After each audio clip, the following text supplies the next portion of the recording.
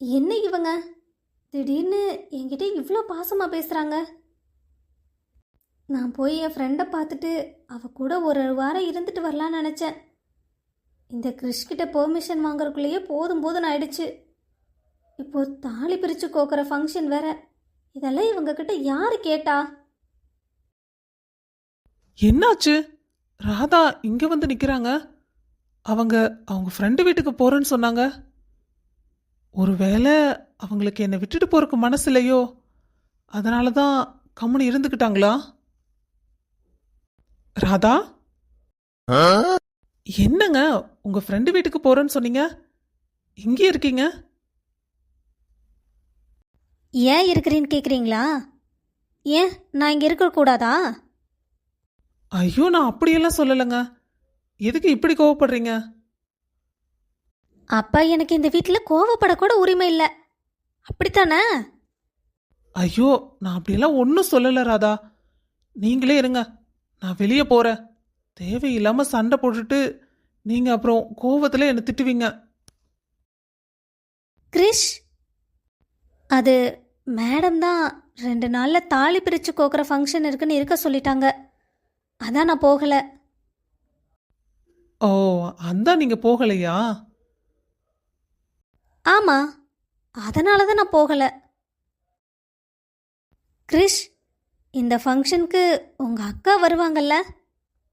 ராதா, எங்கள் சித்தி யார் யாருக்கு சொல்கிறாங்களோ அவங்க மட்டும்தான் வருவாங்க. நீங்கள் தேவையில்லாமல் இதில் எல்லாம் தலையிடாதீங்க. அது யார் யார் வரணும்னு எங்கள் சித்தியும் அப்பாவும் பார்த்துக்குவாங்க. கிரிஷ், நீங்கள் கோவப்பட்டாலும் பரவாயில்ல, ஒரு விஷயத்த நான் சொல்லிடுறேன். கிரிஷ், உங்கள் அப்பாவுக்கும் உங்கள் சித்திக்கும் உங்கள் அக்காவை பிடிக்காம இருக்கலாம். ஆனால் அவங்க இப்போ வேறொரு வீட்டில் வாழ்ந்துட்டுருக்காங்க. அவங்களுக்கு அம்மா அப்பா இல்லைங்கிற குறை தெரியக்கூடாதுல்ல? நீங்கள் மட்டும் சின்ன வயசில் அம்மாவை இழந்துட்டு இல்லை, உங்கள் அக்காவும் அப்படி தானே இருந்தாங்க. நல்லதோ கெட்டதோ நீங்கள் அவங்க கூட இருக்கிறதா முறை. அதுக்கப்புறம் உங்களோட விருப்பம். இங்கே பாருங்க கிருஷ்ணா, நீங்கள் ஒரு விஷயத்தை ஞாபகத்தில் வச்சுக்கோங்க. நீங்களும் நானும் ஒன்றும் சேர்ந்து வாழாமல் இருக்கலாம், ஆனால் வெளியிலேருந்து பார்க்குறவங்களுக்கு நம்ம ஹஸ்பண்ட் அண்ட் ஒய்ஃப். நீங்கள் தப்பு செய்யும்போது என்னால் பார்த்துட்ருக்க முடியாது. ராதா, நான் எப்படி சித்தியை மீறி போய் அக்காவை கூப்பிட முடியும்? நீங்களே சொல்லுங்க பார்க்கலாம். மாமாட்ட நான் பேசுகிறேன், நீங்கள் ஒன்றும் கவலைப்படாதீங்க. உங்கள் சித்திகிட்ட பேச வேண்டியது உங்களோட பொறுப்பு. நீங்களும் மாமாவும் போய் வெண்ணிலா அக்காவை கூட்டிகிட்டு வாங்க.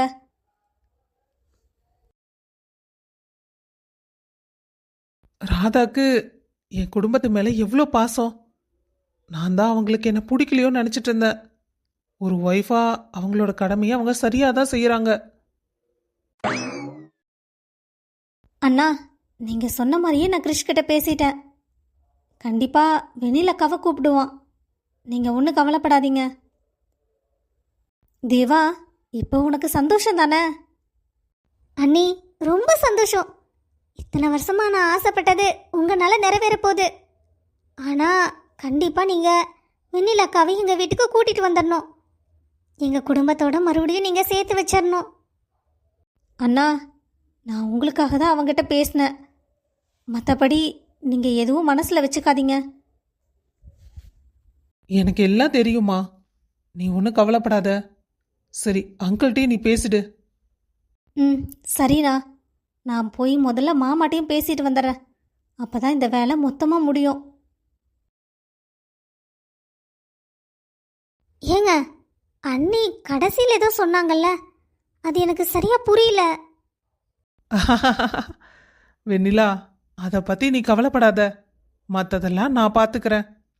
நீ இப்போ சந்தோஷமாக இருக்க வேண்டிய நேரம். சரி கார்த்திக், ரொம்ப தேங்க்ஸ். உங்களால தான் இதெல்லாம் நடக்குது. நீங்களும் ராதாவும் இங்கே வராமல் இருந்திருந்தா நாங்கள் எப்பவும் போல, அது எப்படி சொல்கிறதுன்னு எனக்கு தெரியல. இனிமே நீ கிருஷ்ண பற்றி கவலைப்படாத. கிருஷ்ண ராதா பார்த்துக்குவா. அப்போ என்ன? உன்ன உங்க சித்தி பார்த்துக்குவாங்க. அட என்னம்மா, நான் உண்மையை தான் சொல்றேன். உன்னை உங்க சித்தி பாத்துக்குவாங்க. உங்க சித்திய நான் பாத்துக்கிறேன். சரிதான்.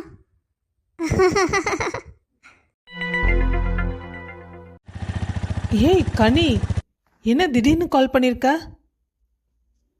சஞ்சய், உங்க வருங்கால மாமியார் உங்க வீட்டுக்கு தான் வந்துட்டு இருக்காங்க. நல்லபடியா பார்த்து உபசரிச்சு அனுப்பு. என்னது அத்தையா? அது எங்க வீட்டுக்கா? என்ன சொல்ற நீ? ஆமாண்டா, பாப்பா பார்க்க தான் வராங்க. சரி, வருங்கால மாப்பிள்ளை ராஜா எப்படி இருக்காரு? ம், உனக்கு இருந்தாலும் இவ்வளோ லொல்ல ஆகாதுடா. அவனெல்லாம் வேண்டான்னு சொல்லி ரிஜெக்ட் பண்ணிட்டாங்க. என்ன சொல்ற நீ? டேய், அதெல்லாம் நீ ஃப்ரீயாக இருக்கும்போது கூப்பிட்டு கேட்கணும். நான் உங்ககிட்ட ஆசையாக பேசலான்னு கால் பண்ணா நீ அது இதுன்னு விஷயத்தை கேட்டுட்ருக்க. சரி சொல்லு, என்ன பேசணும்? என்ன கனி, ஏதோ பேசணும்னு சொன்ன, அப்புறம் எதுவும் பேசாம அமைதியாவே இருக்க? ம், இப்போ நீ நேரம் என்ன பண்ணிகிட்ருக்க? பாப்பாவை கொஞ்சிட்டு இருப்ப, அப்படி இல்லாட்டி வேலைக்கு கிளம்பியிருப்ப. இந்த ரெண்டில் ஏதோ ஒன்று தான் நடக்குது. ஏய் பொண்டாட்டி, அப்படிலாம் ஒன்றும் கிடையாது. ஹேய், என்ன சொன்ன? என்ன சொன்ன? இன்னொருக்கா திருப்பி சொல்லு. நானா? நான் ஒன்றும் சொல்லலையே. இல்லடா, ஏதோ சொன்ன நீ. எனக்கு இன்னொருக்கா திருப்பி சொல்லுடா. கனி, அத்தை வந்துட்டாங்களாட்டிருக்கு. நான் அப்புறமா பேசுறேன். டேய் டேய் டேய், அதுக்குள்ள ஃபோனை வச்சிட்டியா?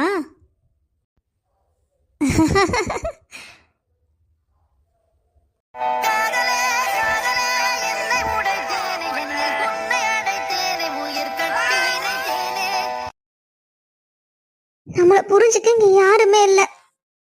பேசாம சந்தோஷம் சொன்ன மாதிரி தனி கொடுத்தனமே போயிடலாம் மாட்டிருக்குது. இங்க இருந்துட்டு நான் எவ்வளவு நாளைக்கு தான் கஷ்டப்பட முடியும்? குழந்தை உண்டாகிறதுக்கு நான் என்ன பண்ண முடியும்? நான் ஏதாவது சொன்னா என்ன குத்தம் குறை சொல்லிக்கிட்டே இருக்காங்க. சந்தோஷ்கிட்டயும் என்னால மனசை விட்டு பேச முடியல. எனக்குன்னு சொல்றதுக்கு இங்க யாருமே இல்லாம போயிட்டாங்க. வெண்ணிலாக்கு என்னாச்சு? எதுக்கு இங்க வந்து தனியா படுத்திருக்கா?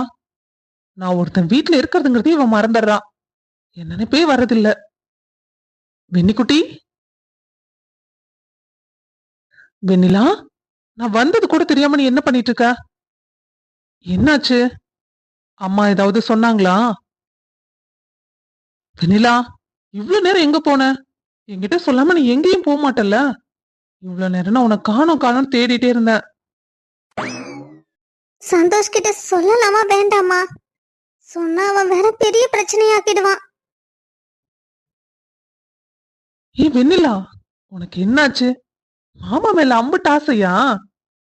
ம், ஆமா. சரி, உன்கிட்ட நான் ஒரு முக்கியமான விஷயம் சொல்லணும். அத கேட்டா நீ துள்ளி குதிச்சு சந்தோஷப்படுவ. என்னடி, என் பொண்டாட்டிக்கு என்னன்னு கேட்காம அமைதியாவே இருக்க? நான் தான் சொல்றேன்ல, இத கேட்டா நீ ரொம்ப சந்தோஷப்படுவ. என்ன? உங்க அப்பா நம்ம வீட்டுக்கு வந்திருந்தாரு. சந்தோஷ், என்ன சொல்றீங்க? எங்க அப்பா வந்திருந்தாரா? இல்ல அப்பா மட்டும்தான் வந்திருந்தாரா? இல்ல என் தம்பி என் தங்கச்சி எல்லாம் வந்திருந்தாங்களா? ராதாக்கு தாலி பிரிச்சு கோக்குறாங்கல்ல, அதுக்காக நம்மள கூப்பிட வந்திருந்தாங்க. உங்க அப்பா உன்னை பார்க்கலன்னு வருத்தப்பட்டாரு. சந்தோஷ், அப்போ அப்பா நம்மள மன்னிச்சிட்டாரா? நம்மள ஏத்துக்கிட்டு தான் வந்தாரா? அதுல என்ன உனக்கு சந்தேகம்? உங்க அப்பா நம்மள மனப்பூர்வமா ஏத்துக்கிட்டாரு. இப்ப நாம இடம் பிடிக்க வேண்டியது உங்க சித்தி மனசுல மட்டும்தான். உங்க சித்தி ஏத்துக்கிட்டாதான் உன் தம்பியும் ஏத்துக்குவான். ஆனா அப்பா எப்படி திடீர்னு? டேய் மாமா, என்ன இப்படியே எப்பவும் போல குழந்தை மாதிரி பாத்துக்குவியா? ஏய், என்னடி இது கேள்வி? இப்ப மட்டும் இல்ல, எப்பவும் எத்தனை வருஷம் ஆனாலும் உன்னை குழந்தை மாதிரி இப்படியே நான் கையில வச்சு தாங்கிட்டே இருப்பேன். சந்தோஷ், நான் உங்ககிட்ட ஒண்ணு கேட்கட்டுமா? சொல்லுங்க செல்லக்குட்டி, என்ன கேக்குறீங்க? என்ன வேணா கேளுங்க. சந்தோஷ், எனக்கு குழந்தையே உண்டாகல அப்படின்னா என்ன நீ விட்டுட்டு போயிட மாட்டல்ல? ஒருவேளை நீ சொன்ன மாதிரி நமக்கு குழந்தை உண்டாகலைன்னா உன்னை விட்டுட்டு நான் போய் என்ன பண்றது? 2 பேரும் சேர்ந்து கை கோர்த்துட்டு சந்தோஷமா போவோம் எங்க போனாலும். சரியா? ஏய், உன்னை யாராவது ஏதாவது சொன்னாங்களா? எங்க அம்மா ஏதாவது சொன்னாங்களா என்ன? ஆ அதெல்லாம் ஒண்ணும் இல்லடா. நான் தான் உங்ககிட்ட சும்மா கேட்டேன். எதுக்கு? உன் மனசுல என்ன இருக்குன்னு நான் தெரிஞ்சுக்கணும்ல. சரி, இப்ப தெரிஞ்சுக்கிட்டல்ல, இனி என்ன பண்ண போற? இப்படியே அழுதுட்டே இருக்க போறியா? பாத்தியா, இதுதான் என்னோட Vennila. My love, my everything. I love you டூடா. சந்தோஷ், நீ எப்பவும் என் கூட இருந்தா நான் இப்படியே சிரிச்சுட்டே இருப்பேன்டா. என்ன கஷ்டம் வந்தாலும். சேலையில் நிலவயறிந்தேன், காலிலே சிறகையறிந்தேன், கனவிலே காதலை